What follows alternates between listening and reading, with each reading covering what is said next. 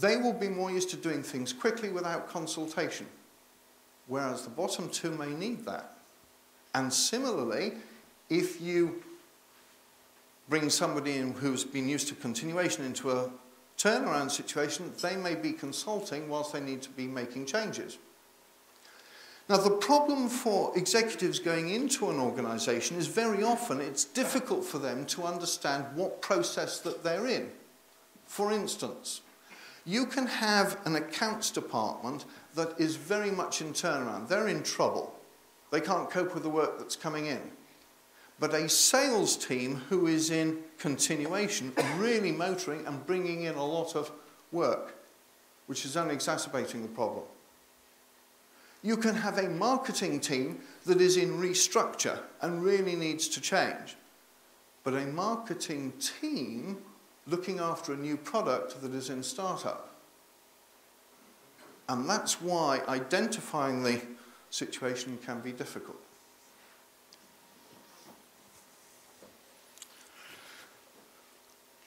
Let's move on and have a look at some of the mistakes that I have come across when working with organisations.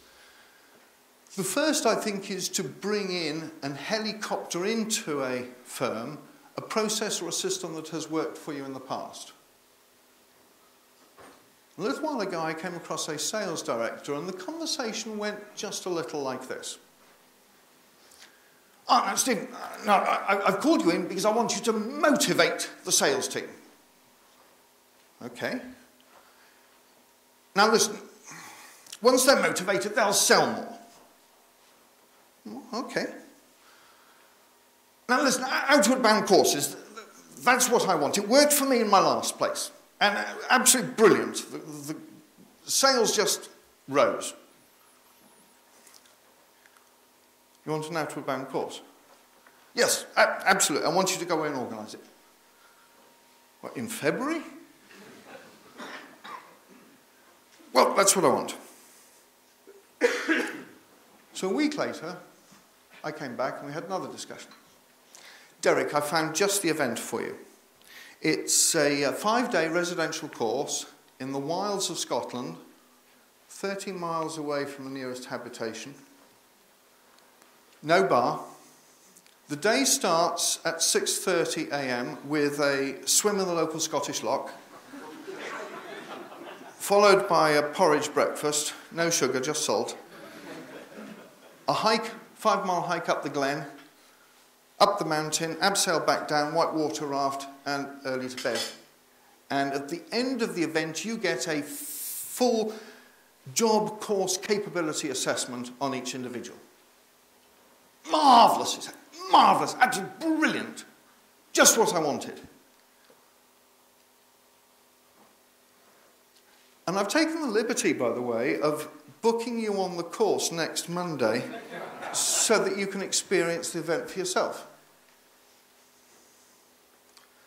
It was the shortest client contract I've ever had.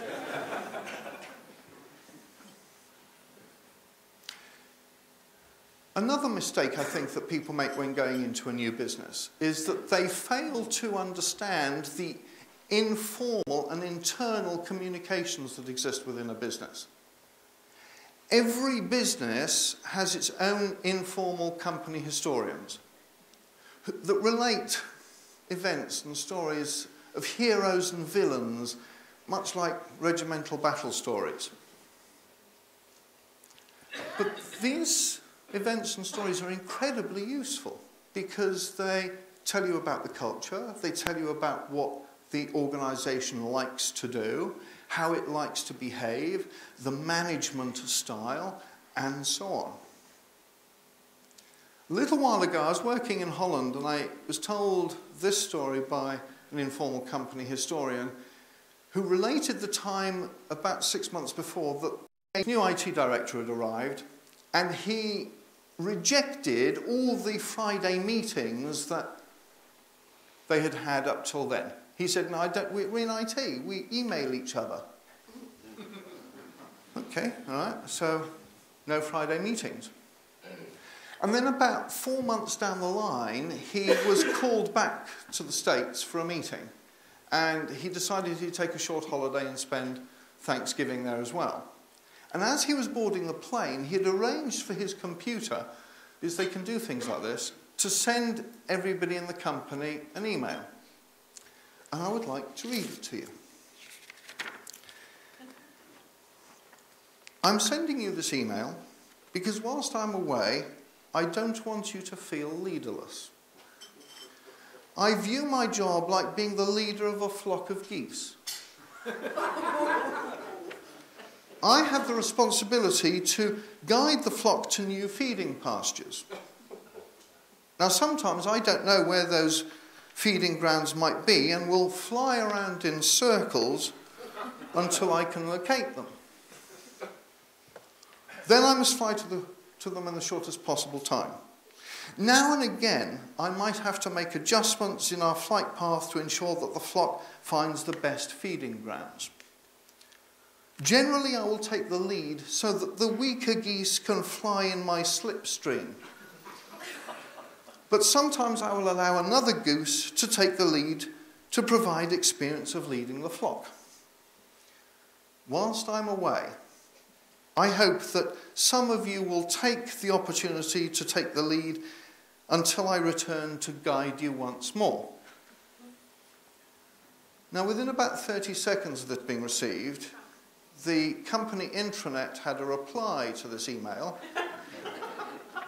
from a computer that couldn't be traced because IT people can do that sort of thing, that said, I hadn't realised that for the last 6 months I've been flying around in circles to God knows where whilst looking up a duck's arse.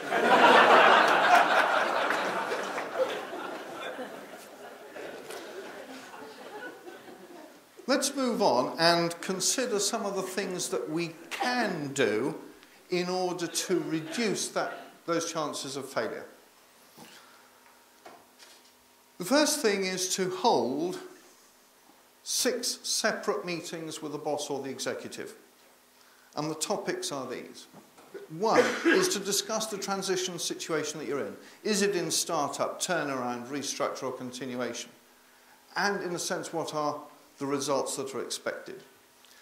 The second is, what are the expectations of the new executive in terms of results? How are they going to be measured?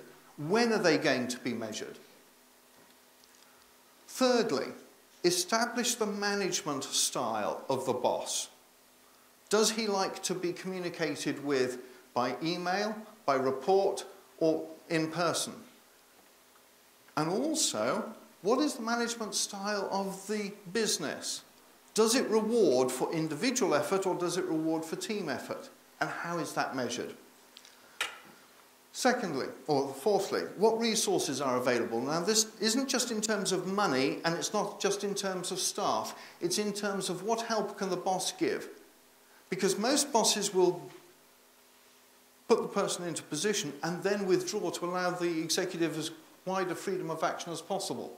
And in actual fact, that may not be the case required if you're talking about support for this individual, both physical and verbal. Fifthly, ongoing development. This isn't just training courses. The further up an organisation a person goes, the more they need to understand things like political skills, conflict management ability, negotiation ability. That needs to be mentored. It can very rarely be taught in a course situation.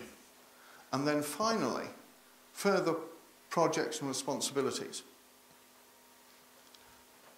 The next suggestion that I would make is to have an external mentor to work with the individual for 6 months into the job, at whatever level. And an external mentor is always preferable to an internal one because external mentors can approach people like the CEO and say, actually, you're not being fair to this guy, these are the things that you need to be doing. The whole objective to this process is that you can take on a new executive and ensure that they don't leave just as quickly.